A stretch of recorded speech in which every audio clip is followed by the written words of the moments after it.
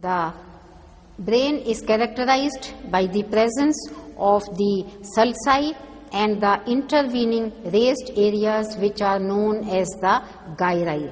This increases the number of neurons which are present within the limited area. There are specific sulci are present in each lobe.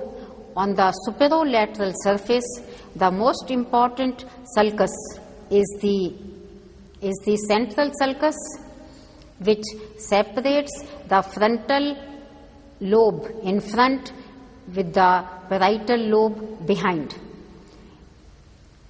Anterior to the central sulcus is the precentral sulcus, and in between the two is the precentral gyrus.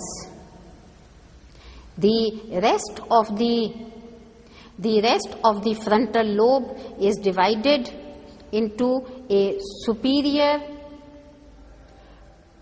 frontal gyrus, a superior frontal sulcus, a middle frontal gyrus, a middle frontal sulcus, and an inferior frontal gyrus, and an anterior ramus. And this, of course, is the posterior ramus of the lateral sulcus.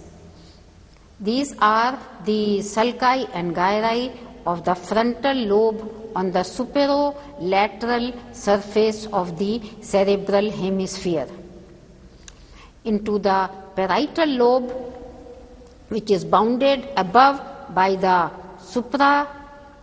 superomedial border, behind by a line joining the parieto-occipital sulcus to the pre-occipital notch, and inferiorly by the extension of the posterior ramus of the lateral sulcus. So this small lobe is the parietal lobe, and most important sulcus in this lobe is the post-central sulcus. Post-central sulcus. The rest of the lobe is divided into a superior parietal lobule and an inferior parietal lobule. In the temporal lobe, bounded by the posterior ramus of the lateral sulcus, by the inferolateral border, and by this particular line joining the parieto-occipital sulcus to the pre-occipital sulcus, this particular lobe is the temporal lobe of the brain.